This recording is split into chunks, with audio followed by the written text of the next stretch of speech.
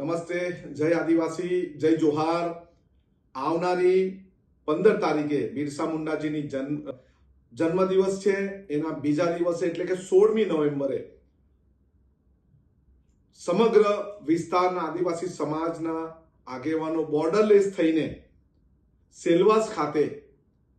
એક રેલીનું આયોજન કરવામાં આવ્યું છે અને સાંજના સમયે એક જાહેર સભાનું આયોજન કરવામાં આવ્યું છે. આપણા સમાજની જળ જંગલ જમીન જે લૂંટાઈ રહી છે એ લૂંટાતી બચાવવા માટે આપણા વિસ્તારના લોકોને જે હાલાકી ભોગવવી પડે છે એ ન ભોગવવી પડે એના માટે